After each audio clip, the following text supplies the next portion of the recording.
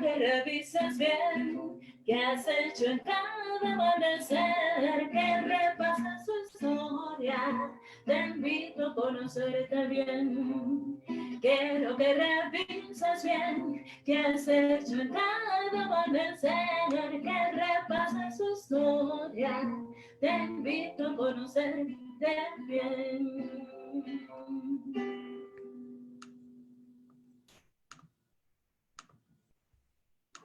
Okay, hello and welcome. Bienvenidos, benvenuti, benvindo, bonjour, privyet, yak shemash, kemcho, namaste, sat sri akal, ni hao, annyeonghaseyo, salam, and ahlan wa sahlan. My name is Vidit Desai. I am the editor of the Footprints Journal, and these are just some of the languages that we want to be able to feature in our long-term vision.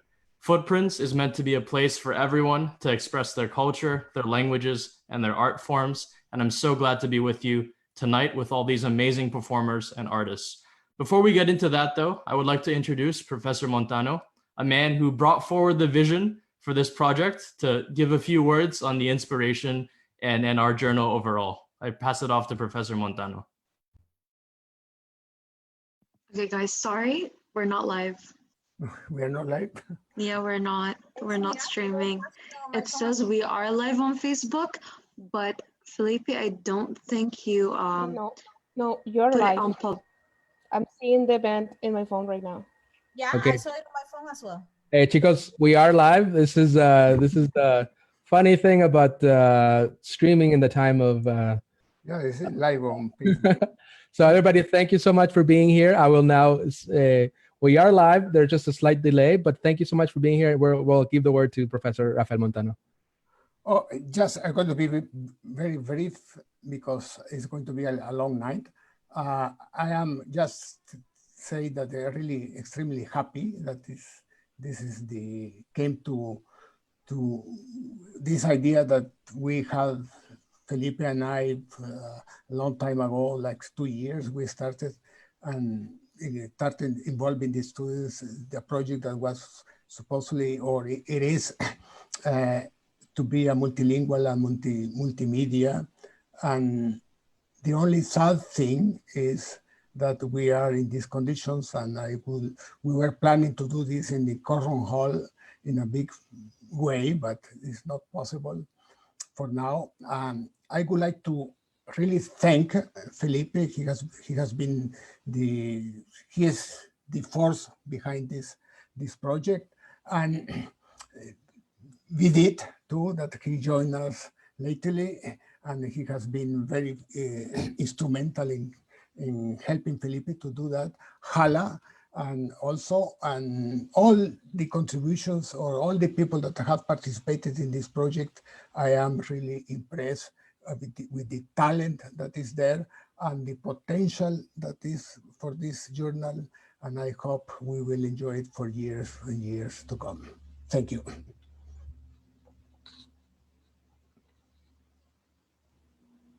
Hala, our social media strategist, I would like to say a few words at this moment. Hi everyone, and welcome to our launch soiree. I'm very excited to have you all here. As you may know, we are on different social media platforms, and we would love to interact with you through them. So please follow us on Facebook, Twitter, and Instagram. All of our accounts are at Footprints UWO. So, and this is our website for the multilingual multimedia journal. So this is the website. This is our Twitter account. We need more followers on Twitter. First follower gets, I don't know, a shout out. And finally, our Instagram. Thank you. Thank you very much, Hala. And so, yes, my name is Felipe Quintanilla, and I like to welcome you as you know, the other coordinator, along with Professor Rafael Montano, for being here, for all our wonderful guests that we have speaking today, and the ones that are published on the website. And we look forward to receiving your text and your art and your word. So first up today, we have the pleasure of receiving Professor Constanza Burucúa, who's here to tell us a little bit about the photo contest, and so I'll go ahead and thank you, Professor. Thank you, Felipe, for inviting me. Thank you to everyone for this. Congratulations, Felipe, and to the team. I really liked the first edition of this magazine, journal, multi or trans-artistic venture, transmedia. I think you've done a great job. So basically, I'm here to briefly talk about the photo contest. The photo contest, the Languages and Cultures photo contest, is not a new thing. We've been doing it for quite a few years now, but in the past 2 years, we decided to open it up to the entire campus community, students, and we have 4 different categories, all of which speak to the kind of work that we do in the department, which is quite varied. So we have a category in which students can send us their photos taken during their studies abroad. And actually today we have here Magdalena, who has actually shared some of the images that she took during her trip to Cuba. We also have, so that's in her images are, if I remember correctly, in the study abroad category. Then we have the portraits of language category. How do you translate language into an image? You have the category of literature as inspiration.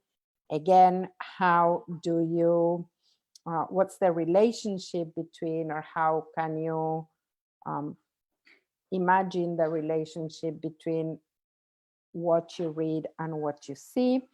And the 4th has to do with intercultural connections, how we establish dialogue across cultures.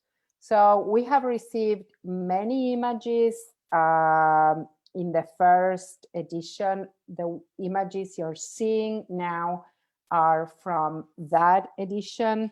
We received around 100 images. And the second edition, which had to be kind of, right now it's like somewhere in some cloud, has to be temporarily suspended, the physical exhibition because of the pandemic. But we had over 175 submissions, and we're hoping to continue growing. So please do send us your images, keep participating, and keep making, you know, not just the walls of University College brighter and more fun, but also, you know, since the contest is going to be featured here, this is like an amazing platform to have those images. So just an invitation to keep participating in the photo contest and to keep reading and listening and watching and navigating footprints. Thank you so much, Professor Burucúa. And yeah, so wonderful endeavor and beautiful images. We invite you to come see it on our website.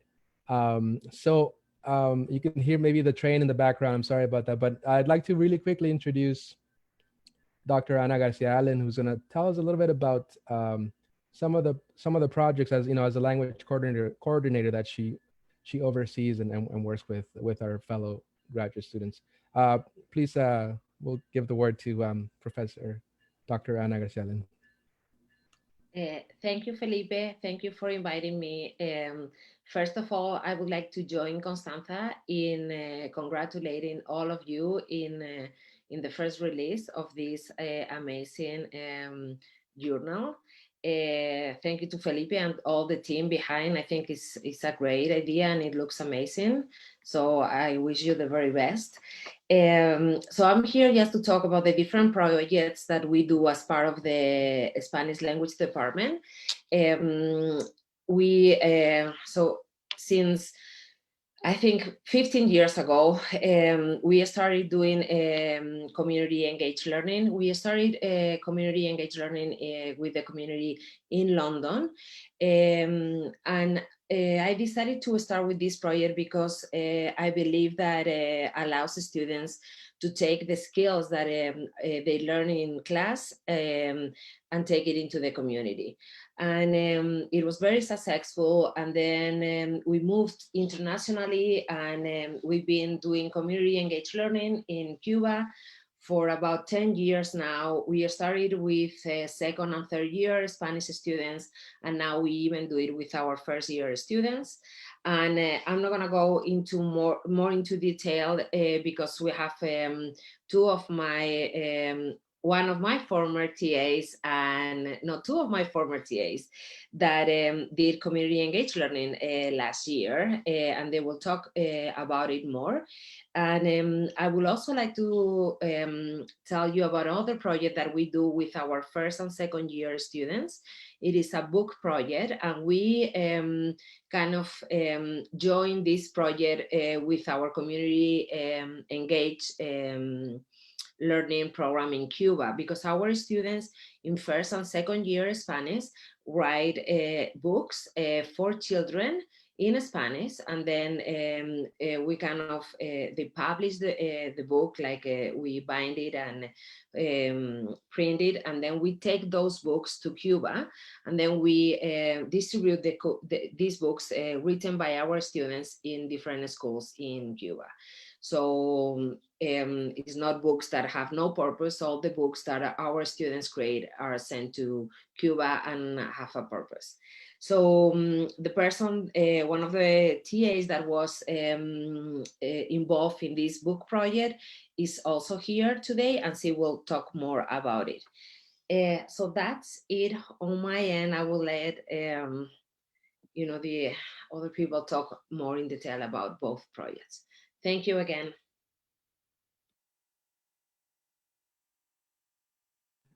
Thank you, Dr. Ana García Allen. And now, so thank you. To that end, we'll continue the conversation about CELQ Cuba. And so we have the pleasure of introducing two wonderful presenters who work with the students. And so we're talking about Diana Fernández and Juan Pablo Aguilera Torralbas. Go ahead. Thank you.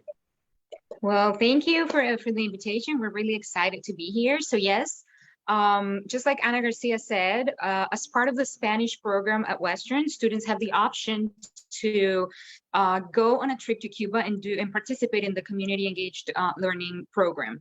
So basically, this is a fantastic opportunity for students to take what they're learning in the classroom, just like Anna said, and bring it to the outside world while interacting with native speakers in their native country. This brings enormous benefits for students, like they make meaningful connections.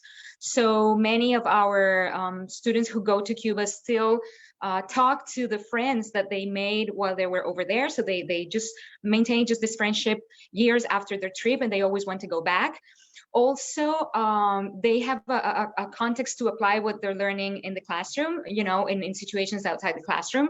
And there's also the component of an enhanced understanding of diverse cultures and communities. It is so important to open our minds to new experiences. And many of our Canadian students, when they go to Cuba, it opens up their minds, because sometimes they do not think that the world is so different from what they're used to.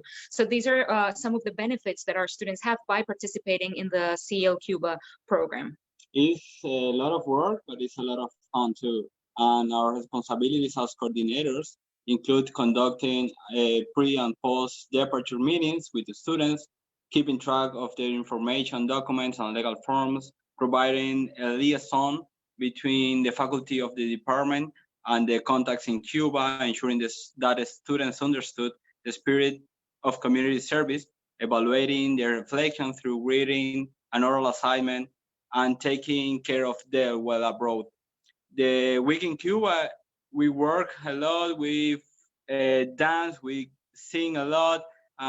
It's filled with activities and work with the community. That is the most important part of the program, work with the community. In the last year, we visited the elderly home, visit elementary school, visit university student, and they share what is the life of the university student in Cuba and compare with the life of the student at Western University. Yes, basically, every time we go to these places, we spend the whole day either speaking with the abuelitos, doing activities with them, with the children in the school. Our students have an amazing time. They get to teach some English to these elementary school students. So it is actually an experience where both parties benefit. After the trip, besides all the reflections that they have to write, because while we are in Cuba that week, they have to write one reflection every single night. And then after doing all of this and all the projects that they have to do, the closure of this experience is that they have to prepare a poster presentation and create their poster. And this was usually done traditionally, like on the same night of the Noche Herética event. And so basically what would happen is that the whole community was invited to come to University College, and our students would be there and they would present their project and show their posters and their images and talk to people about the amazing experience that they had. But then this year, the pandemic hit, and then we couldn't do it in person. So students had to just record themselves and do some videos instead, and also create posters in PDF or Canva or any other programs. And some of those posters, you're seeing them right now on your screens. And so I guess our invitation as the former coordinators of the Community Engaged Learning Program is to just go to Footprints, to check the journal, see all the stories that our students wanted to share with you, and just think if maybe when things get back to normal and the world just falls into place again, maybe this is something you would like to consider and do some experiential learning on your own. Hopefully that's going to be a yes. So thank you very much.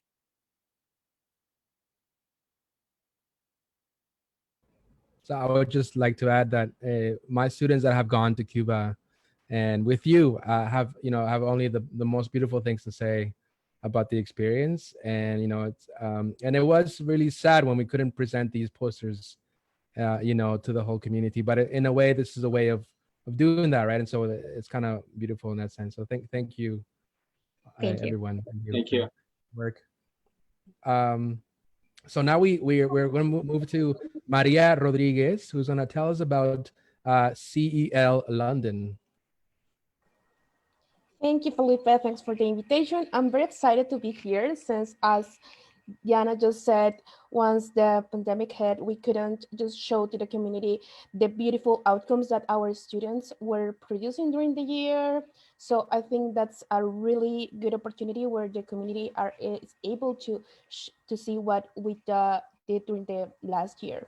Well, the Community Engaged Learning London program, it's an opportunity for the intermediate and advanced students to practice the language in real life situations connected with London community.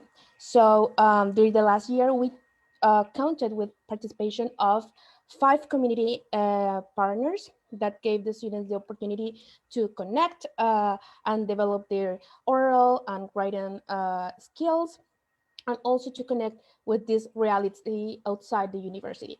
So I would like to use this opportunity to thanks to Jorge at Radio Western, Marcela and Jared at the Y Map, Ruth at Lazos de Corazón, Catherine from the Cross Cultural Learning Center, and Felipe at Cuando el Río Suena Teatro. I think that it's not only about the importance of their students' role in this program, but also the community partners, all the guidance coordination that they put on the students' projects. I think that's a really good, important part. So as you're seeing right now, there are some videos of posters that the students produced at the end of the last year. for me as a coordinator was interesting, and at the same time rewarding, see how all the 30 students that I was working with, they were more comfortable and more confident week by week. So I think that all of them had to get out of their comfort zone and go to the cross-cultural learning center location in London, or meet with their community partners at the university, or into real radio programs in Radio Western. So I think that they all face challenges, but all of them tackle this opportunity with professionalism and braveness, despite having to communicate in a foreign language with all these new people they were meeting at this point. So I think that it's also important to mention that they not only produce the videos and the posters, but also they had to produce 3 different reflections during the year. The reflection part, as Diana also said, is an important part of the community engaged learning programs. This is an opportunity for the students not only to understand their role in the community and what's the impact that they are having at that point of the time, but also the different ways that they can change other realities. So last but not least, please go into the website, go through all the videos, the posters. I think these are a part of the dedication and excellent job done by the Spanish students and the community partners through this program. Thank you.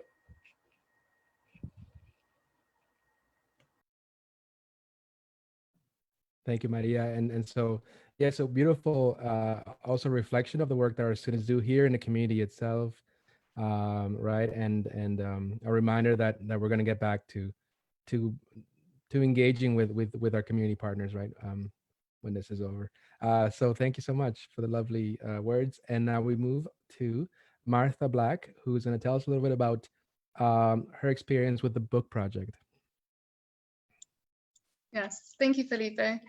Yeah, so I'm a third-year PhD candidate in Hispanic Studies, and I've had the pleasure of working with undergraduate Spanish students in the Department of Languages and Cultures under the direction of Dr. Ana García Allen. And so our students develop these book projects every year. They've been doing this for years. Hundreds of students in both our introductory Spanish course and our intermediate Spanish course do this as their culminating project at the end of the year.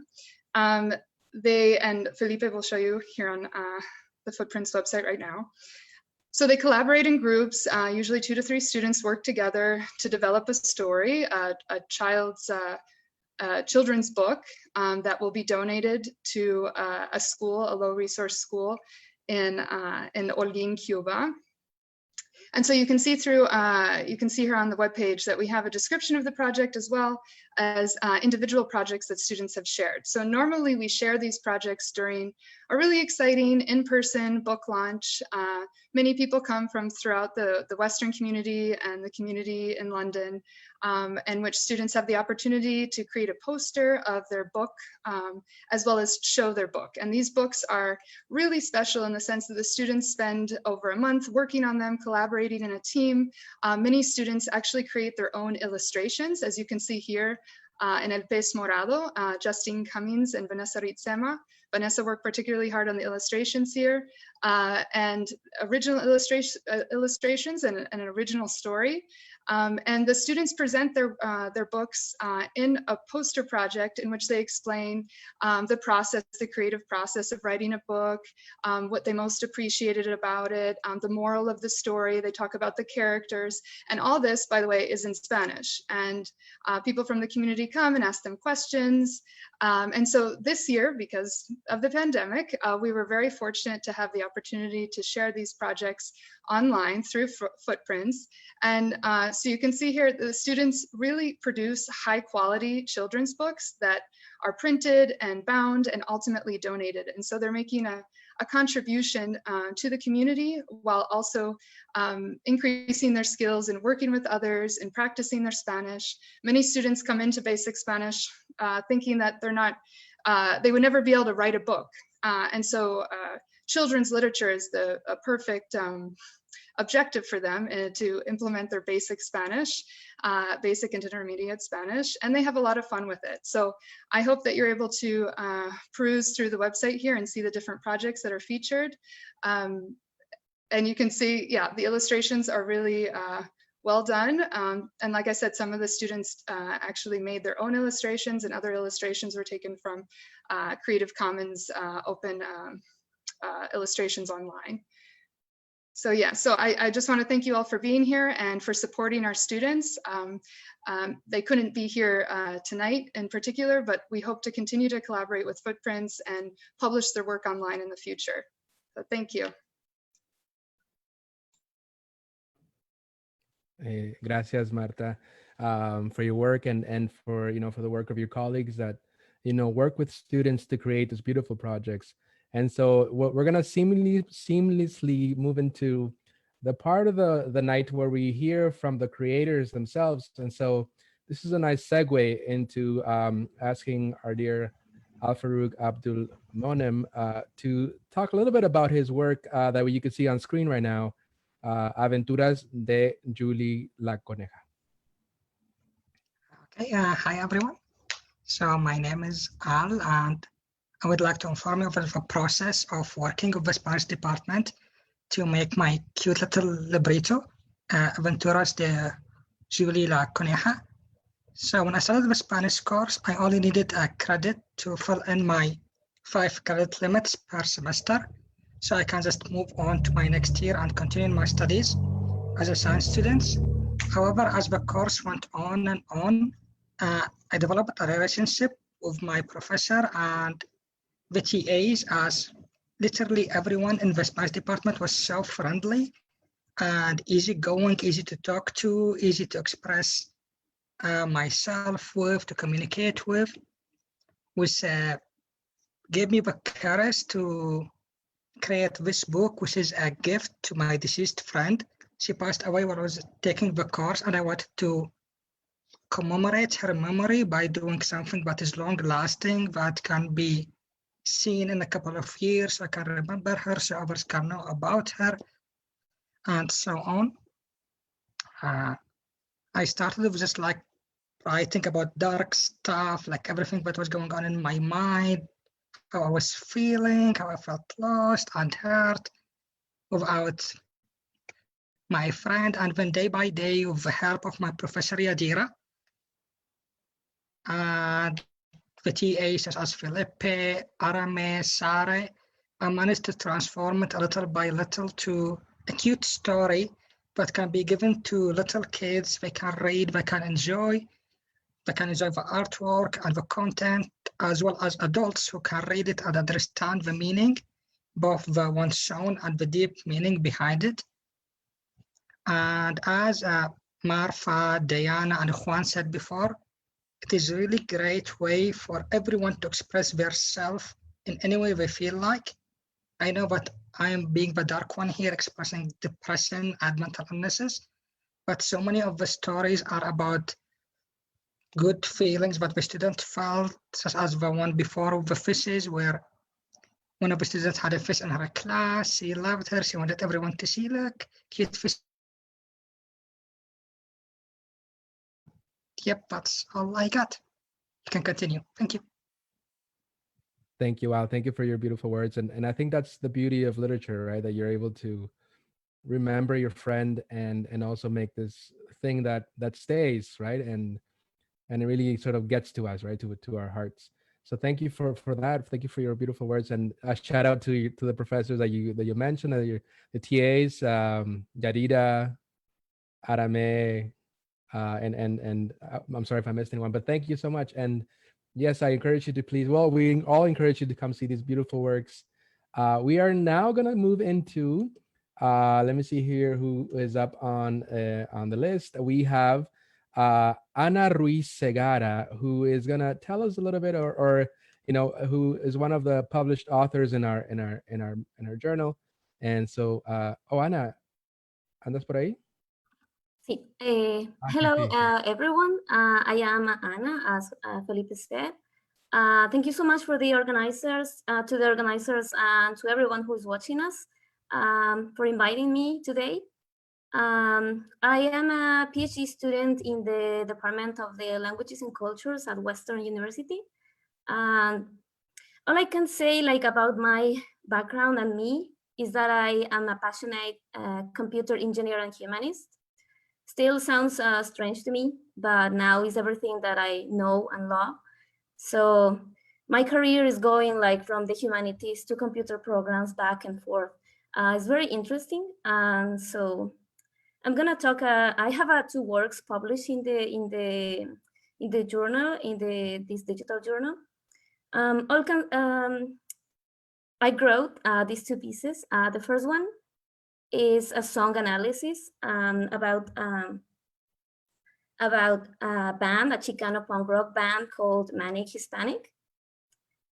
I analyzed how this band adds political discourse by making covers of popular punk rock songs. It was very interesting to me that the band changed the original lyrics to include their political message. I hope you can read it. It's a kind of a long text, for online formats. But I hope you can read it. It's very interesting. The analysis that I did is a more traditional analysis of the lyrics. Okay, the second work that I have published here is a video. It's more like audiovisual proposal. It's related to a poem that a colleague work. He's Emilio Calderon. He wrote a poem called Sonnet 1, Satisfaction. Okay, if Felipe can put it in there. Okay, I think this is where we try to make a hybrid between the programming and the Hispanic, the humanities world. So in this video, I tried to talk with code, something that is related to how I see the world of the humanities. My colleague who did the poem, who wrote the poem, he tried to communicate the opposite. So he tried to make a conversation between the humanities, the poem, and with the code in that makes a computer program. So he tried to do a paragraph about the poem and then an explanation with code. It was a very interesting proposal, and I did the audiovisual so you can understand from my perspective that I am come from a engineering background and I get into the humanities. So this is the way that I see and I speak, and it was like my background from the point of view that I see the humanities. So I think it's a very interesting proposal. I read the poem in the video. So I think it's worth watching it, and I hope you like it. And yeah, that's it. Thanks again.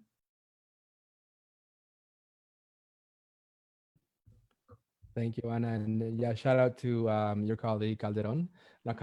Emilio.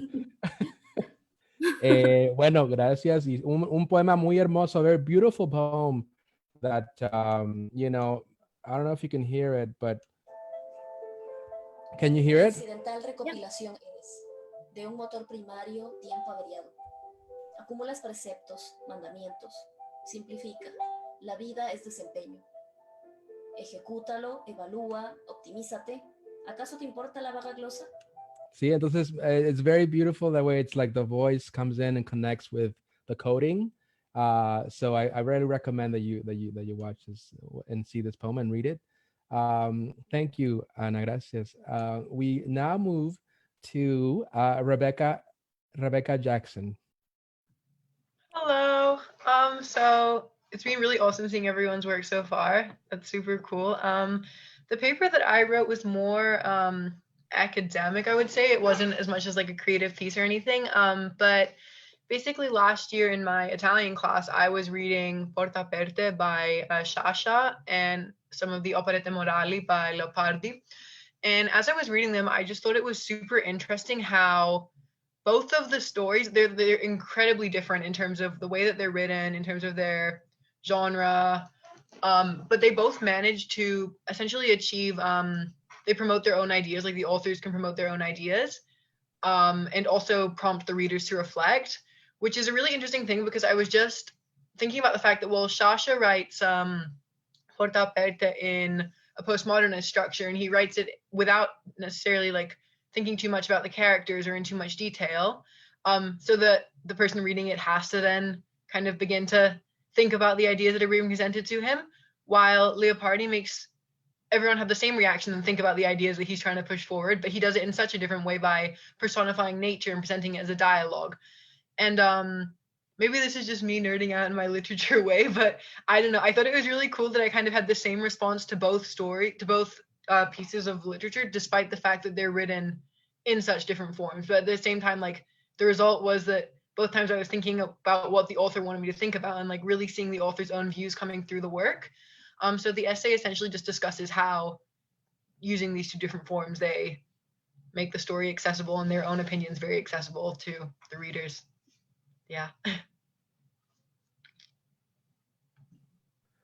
Thank you, Rebecca. And you want to give a shout out to your professor? Yes, absolutely. Thank you so much, Professor Kadakini.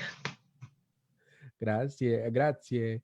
And definitely we're really happy to publish, critical text as well as, more traditionally, literature oriented text like poetry but, we're really big, or we hope to be really big with texts that include multimedia, right? So if you have an essay that where we could embed a video, a music video, or an opera, or as you'll see, a voice recording of the poem, and in different languages, like the abstract here is in Italian. It's the beautiful sort of discussion of these two works. So thank you again, and we'll move on now to our next guest, our next author, and that would be Magdalena Masciantonio, one of my great students from translation and Spanish, of course. Gracias, Felipe. So hi everyone, my name is Magdalena and I'm a 5th year student in nutrition and dietetics and Spanish. And the piece that is a part of Footprints, I wrote it for one of Felipe's Spanish classes, translation in text. And he asked us to write a short story or a poem with the prompt, Bridging the Divide. So at first I had no idea what this really meant, and I didn't really have any inspiration for it either. So I went to Google to search what it was, so you can see what my thinking process was from someone who doesn't consider themselves to be too creative. But I didn't really get a clear answer or any guidance to approach this topic or what bridging the divide really meant. So I had to actually sit and reflect on what it meant to me. And I hope that I achieved what Felipe was hoping for from his students. The fact that I had to reflect about this, just create kind of a deeper reflection and consideration of circumstances. And so that led me to this piece of work. I'm not going to read it for you, but it's mostly my reflection of situations that occur in today's world that's honestly nothing new, and they just keep reoccurring. Literally judging the book by the cover, which most of us grew up being told not to do. And as the author, I wonder, how can I bridge the divide? How can I help to stop these assumptions, to stop these first judgments, these criticisms that are ingrained in our society, and that just keep occurring? So yeah, that's something short that I came up with. Just explaining, not everything is as it seems, and also how can I help to bridge the divide when I myself feel lost and unfairly judged sometimes. So the title of the work is Al fin y al cabo, which means like at the end of the day or in the end. That's it. Thank you. Gracias, Magdalena. And I would like to add, this is a beautiful text. It's a sort of a number of vignettes where we get really sort of visual and emotional descriptions of violence, but at the same time, sort of the text itself is a type of expression and against these type of abuses, right? So very beautiful, Magdalena. Gracias. And I think you did a wonderful job about thinking about this idea of bridging the divide. Okay, so next up we have, let me see, just so that the viewers know, we do have a musical performance in line for you. So and that should be a treat for all of us. But all these words are, of course, a treat for us. And actually, we do have that musical performance right now. So we'd like to welcome our musician in residence in the Department of Languages and Cultures, Maylin Ortega. Thank you for inviting me to share my music, not only with the department, but today with everyone who is connected on Facebook Live right now. And I want to give a shout out to my mom, because I know she's connecting and writing messages there from Miami. Well, I'm a musician and I came to Canada in 2002, 18 years ago.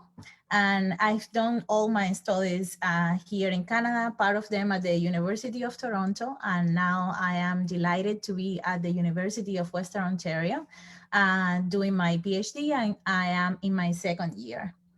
And I am an active musician and a music writer.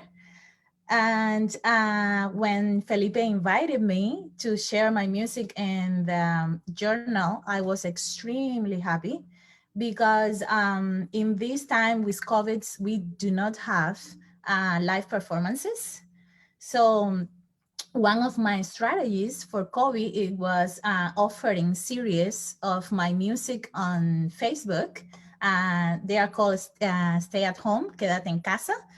And Felipe just asked me, would you like to share that with us? And I was delighted, and I'm very happy. So the song that is published on the journal, it is actually about COVID. It was inspired by COVID, and I did also an English version of it. And in that song, I'm just inviting everyone to reflect in these times while you are inside your doors, in your house, about what we are doing to nature and what we are getting back. However, today I am going to perform another song that is fresh. I did it last week because every time I have a break, I go and write songs, and we had reading week last week. And as soon as I was a little bit loose with the pressure, I just came up with this new song that also has to do with relationships in this time.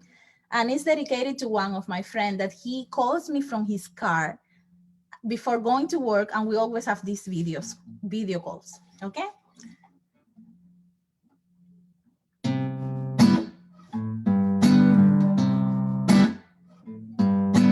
Quiero un bolero que me ayude a alcanzar de dónde estás, mi cielo. Quiero alas para ver la sorpresa que me tienes. Give me that smile, the one that finds my phone when you're calling from your car. Before you go to work, fly me to the stars. Quiero un bolero que me ayude a alcanzar de dónde estás, mi cielo. Quiero alas para ver la sorpresa que me tienes. Fly me to the stars, right inside your car. Take the Milky Way and don't come back.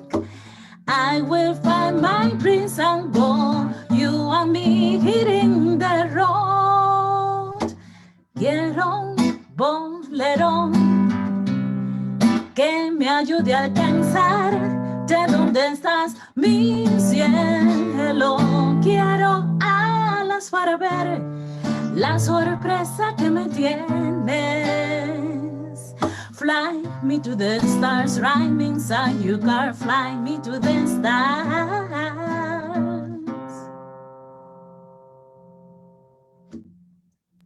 Thank you. Bravo, bravo. Bravo. So I see everybody's emojis for clapping, and I'm So beautiful. Thank you, Maylin. And perhaps could we ask you for an encore at the end of the event? No Or of problem. okay. Wonderful. That's so beautiful. Thank you. And beautiful lyrics, you know. ¿Cómo es? Quiero alas para, ¿cómo fue? Para ver la sorpresa que me tienes. I want wings to see the surprise that you have for me. Beautiful. Gracias, Maylin. Muchas gracias. Bueno, entonces seguimos. We keep on going with the night. And up next is Mohammed. Mohammed, are you? He was going to be a little bit late today. Are you in? Mohammed, I don't think he's in yet. We'll come back to him. Julio Meza Díaz, now in Montreal, desde Montreal. Adelante, Julio. Hola, ¿cómo están? ¿Qué tal? Espero que todos estén bien. Nada, yo participo en la revista con un texto que se llama Anexo número 923. Algunas conversaciones, emails, discurso, carta de María Maru a Kamapixti Miller. Lo que hago es un poco mezclar las ideas estas de la carnavalización de King y un poco de Borriu y un poco de mucho humor negro. Y pues lo que creo es que el campo académico no es un campo exento de hipercompetitividad y de ansiedad, ¿no? Entonces, que es un producto del sistema económico contemporáneo, ¿no? La ansiedad. Entonces, creo que hay mucho doble discurso en el campo académico, en el hecho de que hay una serie de artefactos teóricos que tratan de construir el sistema capitalista y que sí, que es oprobioso y que genera la desigualdad, pero también creo que a la vez estos discursos criticados están presentes en el espacio académico, el cual no por nada en el norte global tiene una alta presencia de estudiantes y de profesores con discapacidad mental. Entonces, y que uno lo puede palpar, ¿no? No es difícil encontrarse a personas con profunda ansiedad dentro del espacio académico del norte global. Entonces, lo que yo hice fue más o menos tratar de burlarme un poco de este doble discurso en el cuento y de utilizar la literatura con ese ánimo socarrón como que era como era usado tal vez en algún momento como en el medioevo, ¿no? El rey, digamos, cometía el error al asesinar al bufón porque finalmente el bufón lo que hacía era igualar al rey con la plebe, ¿no? Entonces cuando el rey se le subía mucho los humos y iba a cometer errores, mataba al bufón, ¿no? Y bueno, eso es lo que hice y tratar de recordar que finalmente incluso los puestos académicos no son más que otra cosa que es una suerte de títulos nobiliarios y un escritorio, ¿no? Y el escritorio es el que queda. Y lo bueno sería que los profesores hipercompetitivos como los alumnos hipercompetitivos recordaran que además del escritorio también sería bueno que quede un buen recuerdo, ¿no? Un recuerdo profundamente humanista, ¿no? Entonces, bueno, más o menos eso es lo que he tratado de hacer en el cuento y me parece genial que salga justamente en una revista de un espacio académico, ¿no? Bueno, no sé si puedo leer un fragmento, o sea, tú dime, ¿se puede, Felipe? O... No te escucho porque tu micrófono está apagado. Que te digo que si quieres un pedacito chiquitito, so could I just say a few words, Julio? Let me just say a few words. Let me just say a few words, Julio. Déjame te digo, I just want to say that so Julio's text is a very rich and sort of multi, I don't know how would you describe this, Julio, but like very multi, like, you know, we have WhatsApp messages, we have emails, we have a draft of an email, and these are annexes that are sort of included in this package of information. So, and Julio's going to read an excerpt from this text. Go ahead, Julio. Adelante. Ya, solo un momento más, espero no estar aburriéndolos y no estar quitando el espacio a otro compañero o compañera, o compañero o compañera. Para explicarles que otra cosa, un problema que yo veo en la práctica crítica contemporánea es que secretamente estamos buscando la Biblia, porque al momento de buscarle todas las agencias legítimas, evidentemente, de las izquierdas en un libro, estamos olvidando que quien escribió el libro es un hombre o una mujer, y es un ser humano, ¿no? Y la deconstrucción que nace de Nietzsche, finalmente tenía a un autor que era Nietzsche, que señalaba que él también era humano, ¿no? Con sombras y con luces, ¿no? Entonces, me parece que estamos en algún sector de la crítica burocratizando la crítica al buscar simplemente el cumplimiento de las agencias, ¿no? Entonces, eso también está un poco en eso. Y bueno, este es el texto que una profesora ya adulta le escribe a su ex colega de cuando era joven, para tratar de explicarle qué sucedió cuando eran jóvenes y para tratar de volver a seducirla. ¿Sí? Bueno, es de Amaro Camapistli a Porfiria Soterrosa, asunto Amanecer con distinto sol, y con ese texto. Querida Porfiria, sé que han pasado al menos 30 años desde la última vez que conversamos en términos amables. Eran épocas en que se respiraban otros sueños y sobre ese horizonte coincidimos en un solo aliento. Sí, Porfiria, ambas conformamos un hálito tibio, en nombre del cual te ruego no borres este mensaje y continúes leyéndolo. Quien te escribe ya no es la María Maru Akamapistli que conociste en los jardines universitarios y que se portó quizá alguna vez de forma azarosa contigo, sino más bien se trata de una María que arriba un nombre del anterior, caminando despacio y sintiendo cada paso del presente, una actualidad marcada a fuego por el triunfo sin gloria y una soledad cabizbaja. Así como lo lees, Porfiria, ante tus ojos soy y no soy María Maru Akamapistli. En mí convergen la jovencita que desplegaba una sinfonía de latidos ante tu voz y la mujer adulta que contempla los árboles resecos de su entorno mientras hace el silencioso recuento de los afanes de las primaveras idas.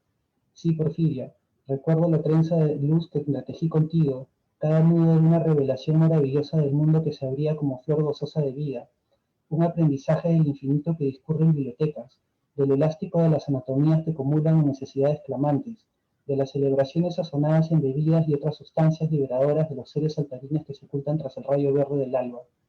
Fuimos, Porfiria, la palabra que logra asir las tempestades del alma tierna. Sé también que cometí deslices, no estoy aquí para justificar a la juvenil María, pero ambas sabemos que lo que ella hizo fueron gestos acelerados y un corazón impaciente, gestos propios de una piel vibrátil que asistía al coronamiento de su propio éxtasis. Eso que ocurrió con tu hermano y tu madre fueron búsquedas libertarias, un rizar el rizo del cuerpo siempre deseoso de lubricar suavidades y flotar en explosiones de pétalos incoloros. Tú sabes además que no fue responsabilidad de esa María que tu madre se mudara con ella, que se aficionara abiertamente a izar los cables a tierra de la cordura mediante la ingesta de pastillas, que descubriera el delicioso diamante de su talento en el trabajo del amor de calle y bares de alegría. Porfiria, yo tan solo traté de darle un sentido al estallido de fuegos artificiales que era ella, convirtiendo su habitación y cama en balcones que arribaban filas y filas de entusiastas, un público ansioso de apreciar el luminoso espectáculo sobre el dulce lienzo de la noche. Pero basta, el pasado es un bloque de hielo gigantesco ya derretido, y entre el rastro de su bruma que se disipa estoy aquí de rodillas, Porfiria, a la espera de tu más breve mirada, suplicando por tu perdón si acaso así lo requirieses, deseando que coincidamos de nuevo en el florido huerto de la amistad o por lo menos en el remanso de las aguas de lo cordial. No, Porfiria, no hay nada por lo cual estar alerta, porque ahora por fin todo irá lento, muy lento, como pequeño caracol hinchado de felicidad por su extendido camino. Aguardando tu respuesta, María Maru Camapistli. Gracias. Gracias, Julio. Y en verdad sí es un texto que se debe disfrutar, ¿no? Poco a poco y porque tiene mucho humor, un humor muy, no sé cómo describirlo, pero estamos en en la presencia de textos privados que vende un sobrino. Felipe, in English. Oh, sorry. So it's a very interesting text. I say, if you could read it, if you could appreciate it, it's about a nephew who sells the secrets of his aunt, who's like a big shot, a literary figure or political figure, perhaps. And so it's very, I don't know how would you describe it, but it's a really interesting mix of like different types of text and like an archive that is being sold by this sinvergüenza, which is another word for what's sinvergüenza? Okay, now we're going to go on to Luis Miguel Herrera Bejines. Miguel. Well, thanks so much, Felipe. Well, thanks so much for for hosting the program. I have already 2 pieces that I put it in footprints. However, I would like to read something different, something based on a disease that is kind of like, it's something that is happening pretty much more and more so, especially for women, which, my highly respect to them. This piece was based on something that I experienced myself with a friend of mine, and I titled it Suddenly. I wrote it in Spanish. I mean, I would have done the translation, but the title itself is Y de repente.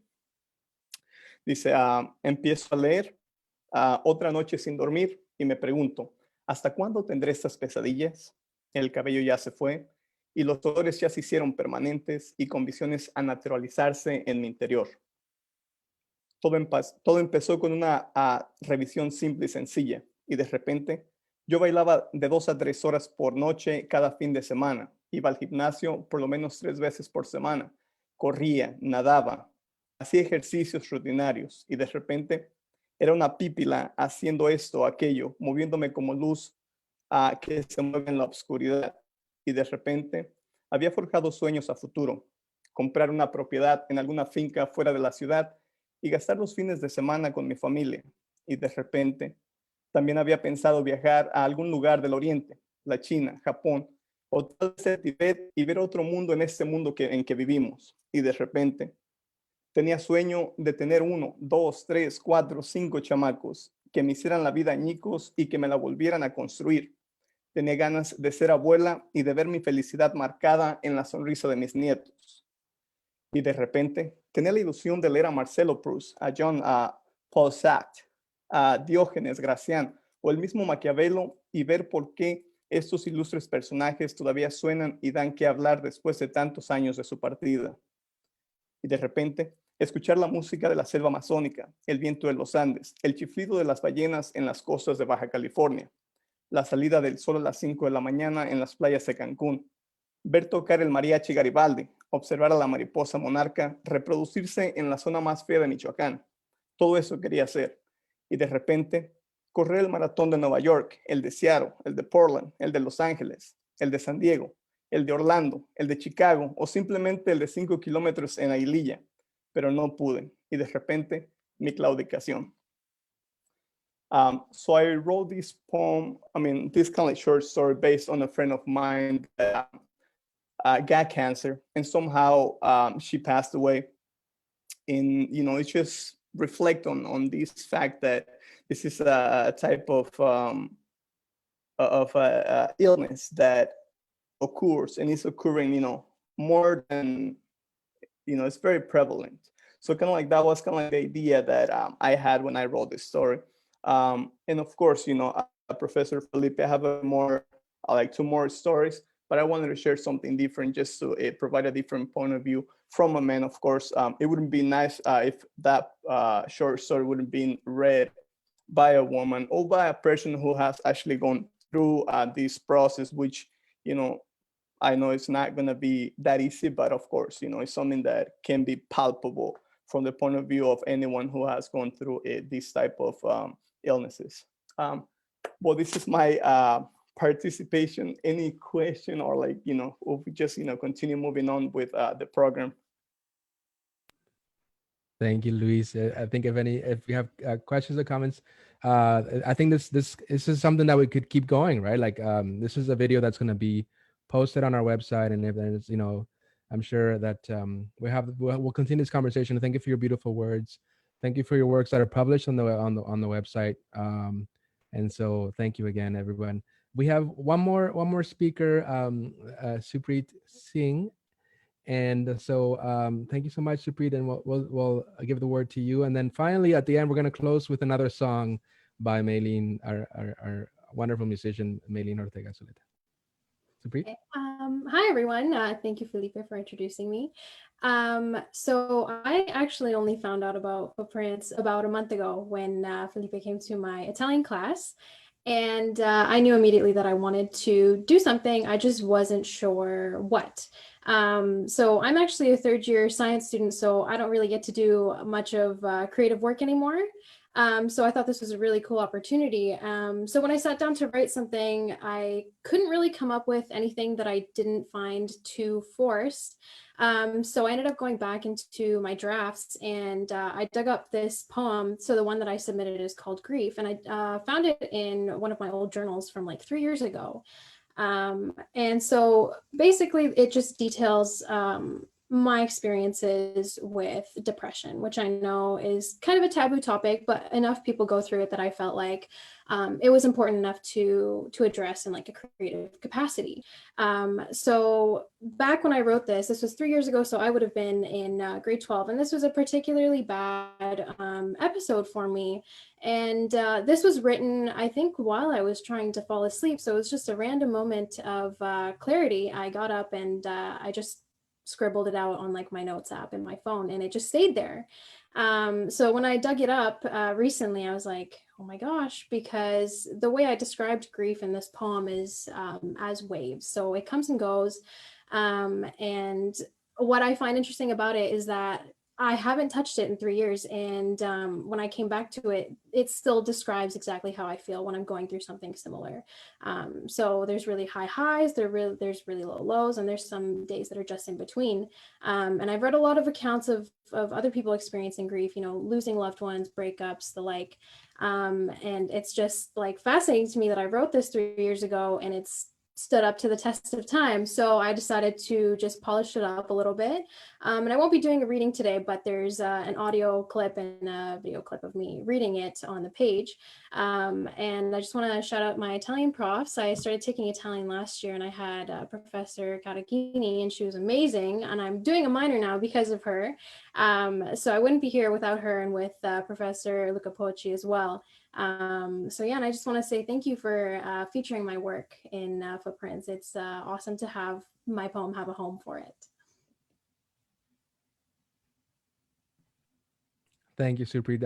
A pleasure to receive texts that are brave in you know, in describing these sort of emotions that we all feel, and yet you know, there's a sort of strength in being able to express this. And I would definitely please visit our website and you know, hear.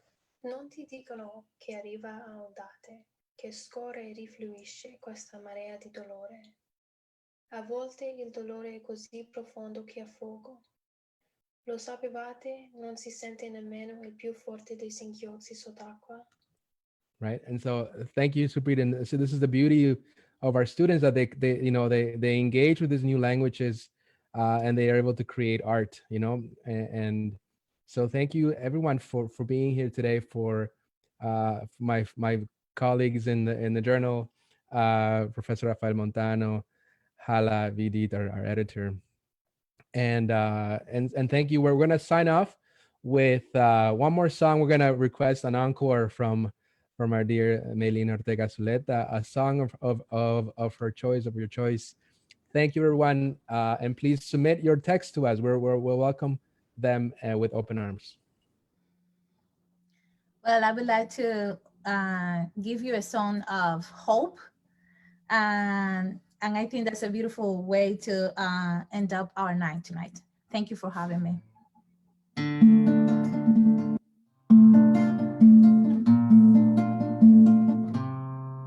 Otro día más en que me encontré un alma perdida en el camino y la abracé. Alguien la tiró y la abandonó porque ya no pudo más. Quieren quitarte tu fe y es que no lo ves porque tú produces más.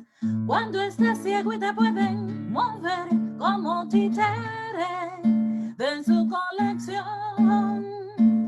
Quieren quitártelo todo dejarte la tristeza, la amargura que no cesa, mucho miedo a continuar.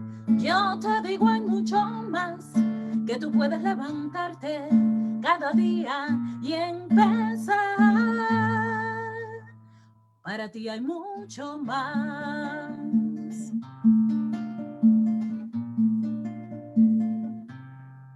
Otro día más, o otro amanecer. ¿Dónde está tu lista de las cosas por hacer? ¿Dónde está tu yo, el que te salvó? Cuando todos te dejaron, quieren quitarte tu fe, y es que no lo ves, que deje de creer en ti, hasta que no te reconozcas y regrese cabizbajo a ocupar otro lugar en su matriz. Quieren quitártelo todo, dejarte la tristeza, la amargura que no cesa y mucho miedo a continuar. Yo te digo hay mucho más, que tú puedes levantarte cada día y empezar. Para ti hay un nuevo día, una melodía, un mensaje claro que viene del universo. Te lo traigo yo en mis versos y todo es tuyo. Hay mucho más. Hay un amigo, hay un vecino, un familiar, un semejante, un estudiante de la vida como tú. Y somos mucho más.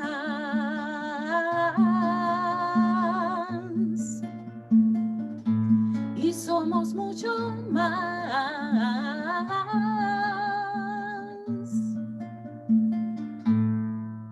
Y somos mucho más.